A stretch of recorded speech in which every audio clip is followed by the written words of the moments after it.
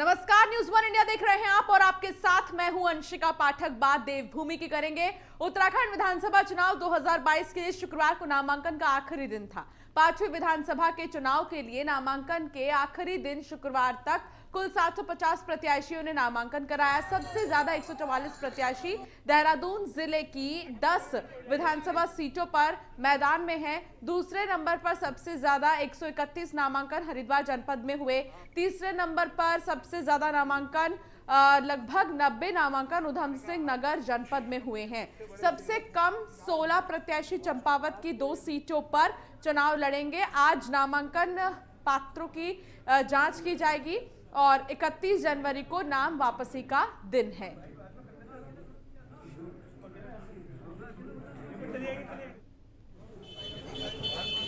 तो लगभग 750 प्रत्याशियों ने आज अपना नामांकन दाखिल किया है। सबसे कम 16 प्रत्याशी चंपावत में चुनाव लड़ेंगे। उत्तराखंड विधानसभा चुनाव 2022 में बीजेपी ने पूरी ताकत झोंकनी शुरू कर दी है। शनिवार को मुख्यमंत्री पुष्कर सिंह धामी उत्तरकाशी पहुंचे। यहां उन्होंने यमुनोत्री विधानसभा सीट से बीजेपी प्रत्याशी केदार रावत के लिए वोट मांगे हैं। सीएम धामी ने इस दौरान कांग्रेस पर भी निशाना साधा। मुख्यमंत्री पुष्कर सिंह धामी ने कार्यकर्ताओं के साथ बैठक भी की और उन्हें जीत का मंत्र भी दिया है। साथ ही कहा कि उत्तराखंड विधानसभा चुनाव 2022 में बीजेपी इस बार 60 के पार जाएगी। सीएम धामी ने कहा कि इस बार का जो चुनाव है वो 2 लोगों के बीच है, एक जिन्होंने काम किया है और दूसरा वो लोग हैं जिन्होंने काले कारनामे किए हैं। निश्चित रूप से जनता कामों को महत्व देगी और प्रदेश में दोबारा बीजेपी की सरकार बनेगी।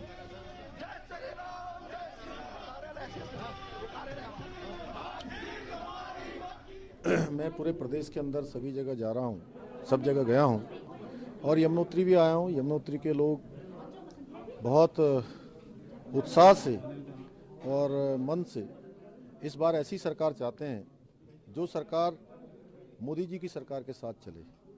आज का जो चुनाव है, ये चुनाव 2 प्रकार के लोगों के बीच में है। एक वो लोग जिन्होंने काम किया है, नरेंद्र मोदी जी ने पूरे देश के लिए और उत्तराखंड के लिए काम किया है, हमारी सरकार ने काम किया है, हमने हर वर्ग के लिए काम किया है, हर क्षेत्र के लिए काम किया है, यमुनोत्री क्षेत्र के लिए भी तमाम सारे विकास के कार्य किए हैं, बहुत सारे कामों को आगे बढ़ाया है, बहुत सारे कामों को प्रस्तावों में डाला है। दूसरी तरफ वो लोग हैं जिन्होंने केवल काले कारनामे किए हैं। तो जनता निश्चित रूप से कामों को तरजीह देगी, कामों को देगी और हमने जो अब की बार नारा दिया है, अब की बार आम आदमी पार्टी प्रवक्ता उमा सिसोदिया ने प्रेस कॉन्फ्रेंस की और कहा कि उत्तराखंड नवनिर्माण विजन को लेकर आम आदमी पार्टी जल्द थीम सॉन्ग लॉन्च करेगी। आम आदमी पार्टी प्रवक्ता उमा सिसोदिया ने कहा कि ये गीत ऐतिहासिक होगा और प्रदेशवासियों को बहुत ज्यादा आकर्षित करेगा। इस गीत के जरिए आम आदमी पार्टी ये बताएगी कि कैसे 21 सालों से जनता को दोनों ही दल बीजेपी और कांग्रेस ठगते आए हैं। उमा ने कहा कि ये गीत उत्तराखंड के मुद्दों की बात करेगा, आम आदमी पार्टी की विचारधारा बताएगा। कार्यकर्ताओं में गीत को लेकर जबरदस्त उत्साह है। उत्तराखंड का एक गीत लॉन्च करने वाली है जो आम आदमी पार्टी का उत्तराखंड में कैंपेन सॉन्ग होगा। ये वो गीत होगा जो उत्तराखंड के घर घर में बजेगा, उत्तराखंड की हर जबान पर चढ़ेगा, क्योंकि हमने इस गीत में आम आदमी पार्टी के पूरे जो हमारी गारंटियां हैं उनको समाहित किया है और आम आदमी पार्टी उत्तराखंड में क्या करने वाली है उसको समाहित किया है। चाहे बात हमारी शिक्षा की हो, चाहे बात हमारे रोजगार की हो, चाहे बात हमारे पलायन रोकने की हो, चाहे हमारे बिजली और पानी की फ्री की बात हो, उत्तराखंड का हर मुद्दा इस गीत में समाहित होगा और उम्मीद करते हैं कि उत्तराखंड का ये गीत उत्तराखंड में क्रांति लेकर आएगा। इंतजार कीजिए, बस 1 या 2 दिन का उत्तराखंड का गीत आप लोगों के सामने होगा। तो वहीं दिल्ली विधानसभा के स्पीकर रामनिवास गोयल की प्रेस कॉन्फ्रेंस। हम दिल्ली में पहली बार 67 सीटें लाए थे। रामनिवास गोयल ने कहा कि उत्तराखंड में भी 70 सीट है, यहां भी 67 सीट लाकर इतिहास दोहराएंगे। बीजेपी की घोषणाओं की तरह उनका 60 पार का नारा भी जुमला है। हमने दिल्ली में काम करके दिखाया है, उत्तराखंड में भी काम करके दिखाएंगे। उसी आधार पर वोट मांग रहे हैं।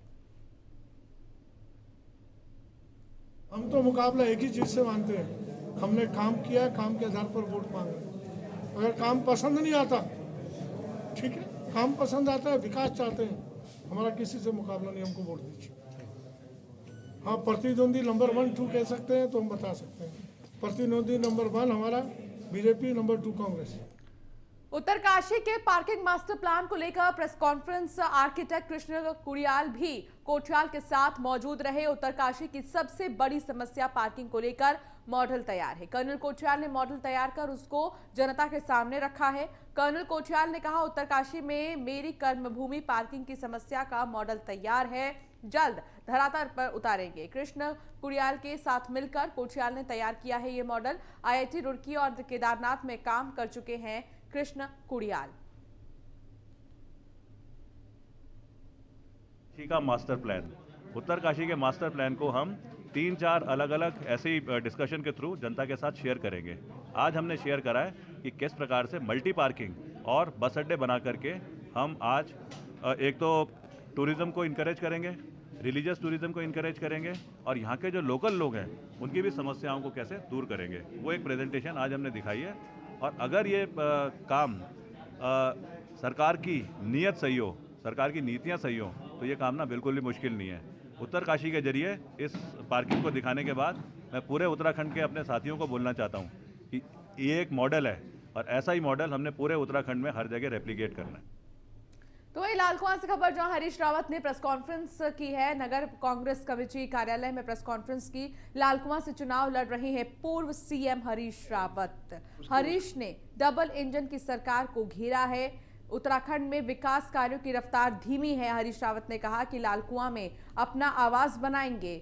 सत्ता में आने पर पुलिसकर्मियों के लिए लगभग 8600 का ग्रेड पे होगा लागू। पलायन रोकना और रोजगार के अवसर पैदा करना हमारी प्राथमिकता है। सारे राज्य में एक बड़ा क्रांतिकारी भूमि सुधार कि जो जिस जमीन पर बसा हुआ है उसको उसका मालिकाना हक दिया जाए, लिया था।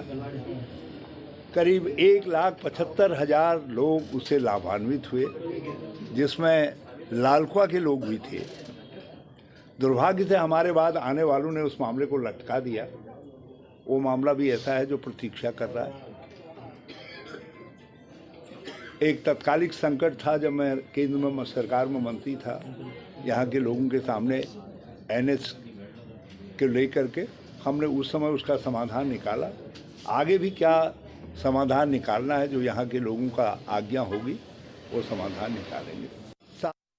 उत्तराखंड कांग्रेस भवन में शनिवार को राज्यसभा सांसद शक्ति सिंह गोहिल ने प्रेस कॉन्फ्रेंस की और बीजेपी पर जमकर निशाना साधा। शक्ति सिंह ने कहा कि शुक्रवार को अमित शाह का दौरा उत्तराखंड में था। आज मोदी विकास की बात करते हैं, लेकिन विकास के नाम पर कुछ भी ऐसा काम नहीं हुआ है जिससे उत्तराखंड को फक्र महसूस हो। डबल इंजन की सरकार उत्तराखंड में फेल हो चुकी है।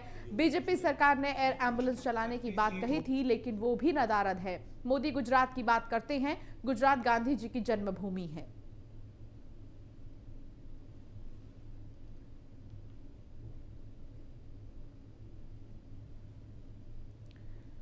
खबर देहरादून से, जहां बीजेपी प्रदेश अध्यक्ष मदन कौशिक ने प्रेस कॉन्फ्रेंस की। बीजेपी के सभी 70 सीटों पर प्रत्याशियों ने नामांकन कर दिए हैं। अगले 1-2 दिन में बागियों को मना लेंगे। मदन कौशिक ने कहा कि कांग्रेस सदैव घोटालों में लिप्त रही है। जनता को पता है कि डबल इंजन ही राज्य को आगे बढ़ा रही है और युवा, बेरोजगारों और सैनिकों के लिए सिर्फ बीजेपी काम कर रही है। 1 रैंक 1 पेंशन का लाभ बीजेपी ने दिया है। 100% कोविड वैक्सीनेशन का काम भी बीजेपी ने किया है। 9 लाख किसानों को किसान सम्मान निधि दी गई है।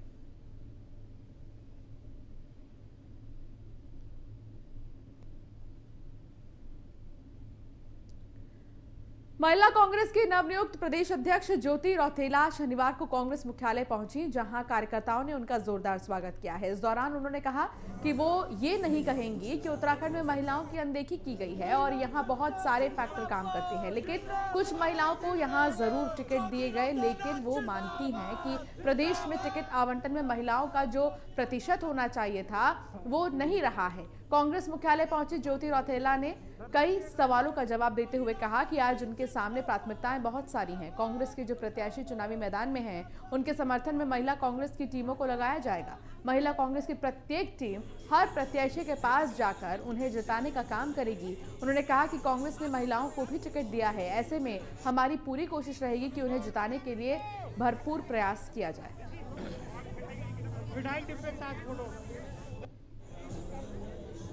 धन्यवाद देना चाहूँगी लीडरशिप को कि उन्होंने मुझे प्रदेश की महिलाओं की आवाज़ बनाने का काम किया है। मैं उसके लिए अपने पूरे लीडरशिप का सोनिया जी का, राहुल जी का, प्रियंका जी का, मेरे प्रदेश प्रभारी हैं देवेंद्र यादव जी, सह प्रभारी दीपिका पांडे जी, गणेश गोदयाल जी, हरीश राव जी, प्रीतम सिंह जी, सभी का धन्यवाद देना चाहूँगी कि उन्होंने मुझे ये मौका दिया कि मैं महिलाओं के लिए आगे बढ़ सकूँ।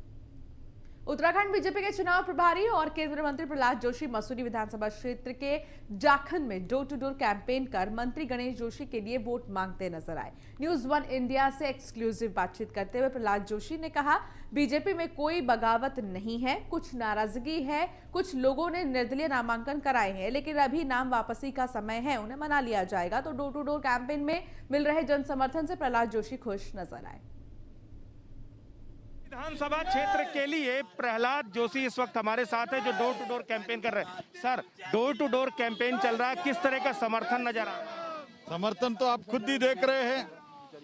लोग भारतीय जनता पार्टी में के बारे में, माननीय नरेंद्र मोदी जी के नेतृत्व और धामी जी के नेतृत्व के बारे में, इधर श्री गणेश जोशी, उन्होंने जो ऐतिहासिक काम इनके कार्यकाल में किया है, स्पेशली एक मंत्री होने के नाते, इधर का पानी का हो, सड़क का हो, ये रिकॉर्ड काम किया है। I can say it is one of the best work done by Shri Ganesh Joshi ji. इसलिए लोग भी आप देख रहे हो कैसे एकदम उत्साह से उनको स्वागत कर रहे हैं। दाखिले अंतर से with a record margin Ganesh Joshi ji. एक बड़ी चुनौती आपके पास है, उत्तराखंड का प्रभार आपके पास है, बगावत बड़े लेवल पर जो है दिखाई दे रही है, कितना बड़ा असर करेगी? हमारे तरफ से तो बगावत बिल्कुल बहुत कम है, एकाध ये है। ऐसे कांग्रेस से ज्यादा बगावत है, आप पार्टी में भी उन लोग गए हैं, इसलिए हमारे पार्टी में जो कमिटेड कार्यकर्ता है हमारे पास ही है। एकाध इधर इधर हुआ है, लेकिन लगभग हमारा पक्का है। आपके चार विधायक पार्टी छोड़ चुके हैं, आपके जो है बहुत सारे लोग निर्दलीय तौर पे आपके खिलाफ लड़ रहे हैं। कहीं लगता नहीं है कि एंटी इनकम्बेंसी और साथ में नाराजगी मिल करके नुकसान कर? ऐसा कुछ 2-3 जगह ऐसे रेबल होके खड़े हुए हैं। मैं नामांकन पाकर दाखिल किया है, हम सबसे बातचीत कर रहे हैं, वो ठीक हो जाएगा। सर, कांग्रेस जो है सैनिकों के मुद्दे को लेकर के कल सुरजेवाला यहाँ के प्रेस कॉन्फ्रेंस करते हैं और कहते हैं कि बीजेपी ने सैनिकों के साथ धोखा किया है। वन पेंशन को लेकर के, जो 1 रैंक 1 पेंशन को लेकर, उसमें 30 लाख सैनिकों के साथ धोखाधड़ी की है। मैं 2014 में 2014 में मैं एमपी था। चिदम्बरम साहब बजट पढ़ रहे थे। 500 करोड़ रुपए उन्होंने रखा था 1 रैंक 1 पेंशन के लिए। एक्चुअल पर ईयर रिक्वायरमेंट था, नीड था 7,000 से ज़्यादा करोड़ रुपए, लेकिन उन्होंने रखा था सिर्फ 500 करोड़, और कभी भी उन्होंने इम्प्लीमेंट भी किया नहीं किया 1 रैंक 1 पेंशन। कितने दिन पावर में थे वो? पूरा कांग्रेस यूपीए कितने दिन तक पावर में थे? 1 रैंक 1 पेंशन हमने किया है। हर वर्ष उसके लिए 8,000 करोड़ रुपए का खर्चा होता है, और जो हम रिट्रोस्पेक्टिव इफेक्ट के जारी किया उसके लिए 10,000 करोड़ से ज्यादा, हम 10,000 करोड़ रुपए से ज्यादा हमने अरियर्स दिया है। इसलिए कांग्रेस पार्टी, यही जो हमारे बिपिन रावत जी हमारे उत्तराखंड के को लेकर के भी सवाल खड़ा किया कि सैनिकों के साथ जो है वो उनको पॉलिटिसाइज कर रही है। सुपुत्र थे, उनके बारे में क्या कहा गया? जब हमारे वीर जवान पाकिस्तान के ऊपर एयर स्ट्राइक किया, सर्जिकल स्ट्राइक किया, इन लोगों ने सैनिकों के बारे में क्या कहा था? जो लोग पूरे अपना जीवन में सैनिकों को हो या लोगों को हो सम्मान नहीं दिए हैं, उनका वादा पूरा नहीं किया, यही लोग ऐसे बात कर रहे हैं। प्रहलाद जी, आखिरी सवाल, अब की बार 60 पार का नारा आप लोगों ने स्लोगन बदल के करते हैं, किया है और करेंगे कर दिया, क्या यकीन नहीं है क्या कि 7 सीटें आप लेके आए? दोनों स्लोगन नहीं जी हमारा, आप देख नहीं पा रहे हैं, हमारा दोनों स्लोगन है। 60 पार हमारा लक्ष्य है, ये तो किया है, करती है, करेगी सिर्फ भाजपा, ये हमारा पंचलाइन है। Thank you so much. तो बिल्कुल ये थे प्रहलाद जोशी, जिन्होंने साफ तौर पर कहा कि बीजेपी का जो पंच लाइन है, करते हैं, किया है और करेंगे, ये बीजेपी की पंच लाइन है, और जो 60 पार का नारा था वो अभी भी जस का तस बरकरार है। वीडियो जर्नलिस्ट राजन बड़ोला के साथ ब्रजेश श्रीवास्तव, न्यूज 1 इंडिया, देहरादून। उत्तराखंड में विधानसभा नामांकन के बाद भारतीय जनता पार्टी अपने रूठे नाराज हुए बागी प्रत्याशियों को मनाने में जुट गई है। जिन बागियों ने निर्दलीय नामांकन किया है, उन्हें मनाने के लिए पूर्व मुख्यमंत्री, सांसदों और उनके निकट विधायकों, मंत्रियों की भी ड्यूटी लगाई गई है। भारतीय जनता पार्टी से 16 बागी मैदान में हैं, जो पार्टी के कार्यकर्ता थे और टिकट मांग रहे थे।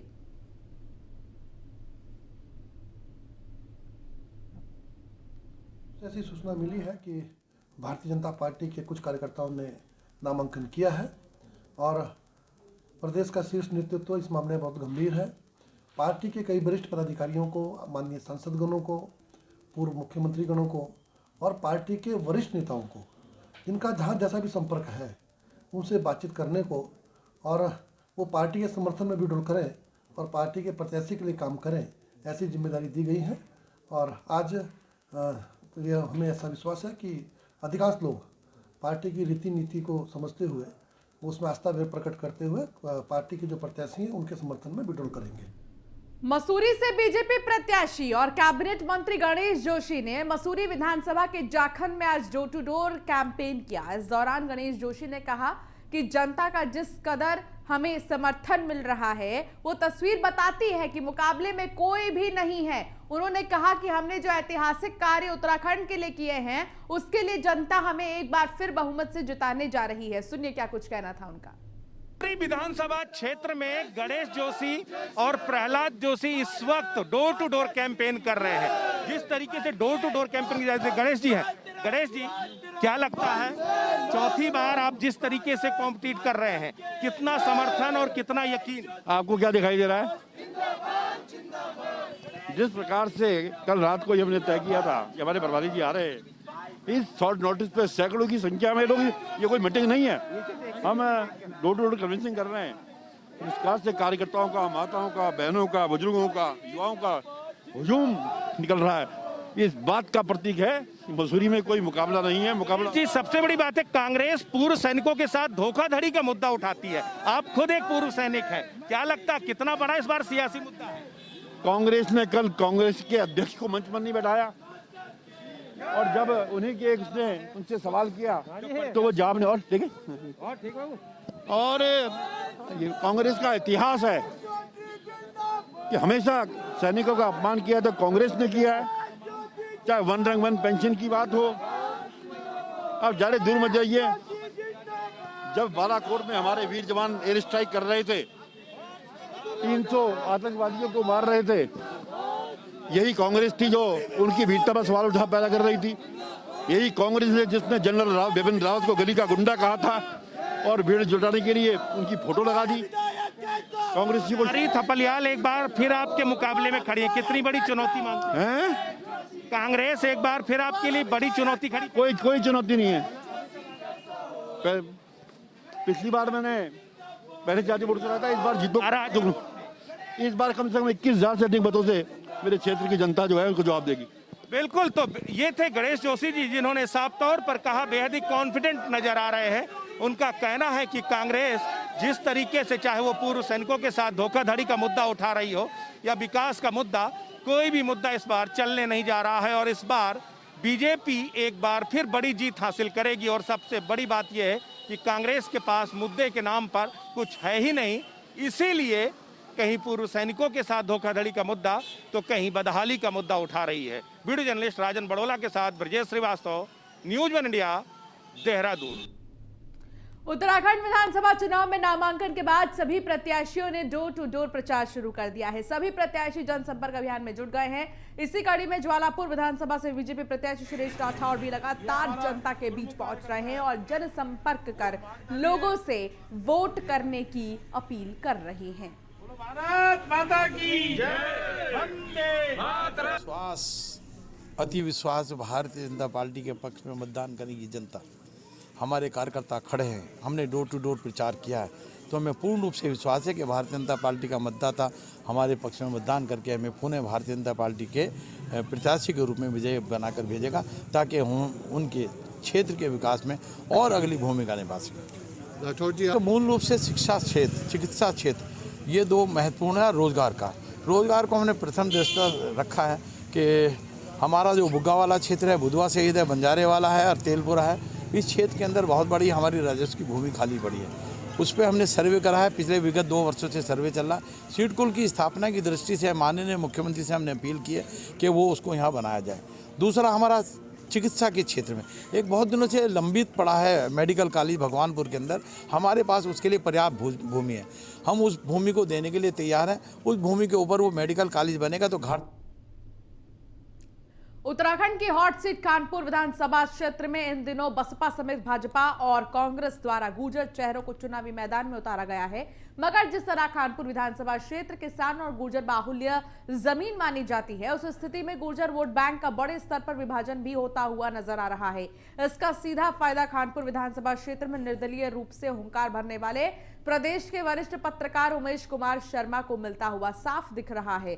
दरअसल कांग्रेस द्वारा सुभाष चौधरी को चुनाव में मैदान उतारा गया है और वहीं बसपा ने रविंद्र पुनियाला को अपने प्रत्याशी बनाया है। इसके अलावा भाजपा ने नववर्तमान विधायक कुंवर प्रणव सिंह चैंपियन का टिकट काटकर उनकी पत्नी रानी देवयानी सिंह को सियासी दंगल में उतारा है। मगर तीनों चेहरे गुर्जर समाज से ताल्लुक रखते हैं और जातीय समीकरण के नजरिए से ऐसे में क्षेत्र के गुर्जरों का एक बड़ा वोट बैंक विभाजित हो रहा है और अन्य अधिकांश सामाजिक वोट बैंक ने रुख सिर्फ उमेश कुमार शर्मा की ओर किया हुआ है। यानी कुल मिलाकर विधानसभा चुनाव में मौजूदा समीकरण के मुताबिक वरिष्ठ पत्रकार उमेश कुमार शर्मा मजबूत नजर आ रहे हैं। विधानसभा में बसपा हो, कांग्रेस हो या भारतीय जनता पार्टी, तीनों ने ही गुर्जर चेहरे सामने उतारकर उमेश शर्मा जो कि निर्दलीय उम्मीदवार हैं, उनके सामने एक चुनौती खड़े करने की कोशिश की है। मगर सबसे बड़ी बात और जो महत्वपूर्ण तथ्य है वो ये है कि कानपुर विधानसभा गुर्जर और किसान बाहुल्य क्षेत्र ज़रूर है, लेकिन तीनों पार्टियों द्वारा जो कि प्रमुख दल राजनीतिक दल माने जाते हैं, उन्होंने गुर्जर चेहरे सामने खड़े करके गुर्जर समाज के वोट बैंक का बड़े स्तर पर विभाजन कर दिया है और इसका सीधा फायदा उमेश कुमार शर्मा जो कि निर्दलीय उम्मीदवार हैं उनको मिलता हुआ नजर आने लगा है। हालांकि चुनावी समीकरण के मुताबिक स्थितियां तो यही बन चुकी हैं, मगर जो चुनावी परिणाम की तिथि है उसमें ही कानपुर की जनता किसे विधायक चुनती है, ये बाद की बात है। अमित गिरी गोस्वामी, न्यूज़ 1 इंडिया, लक्सर। और फिलहाल इस बुलेटिन में इतना ही। आप बने रहिए न्यूज़ 1 इंडिया के साथ।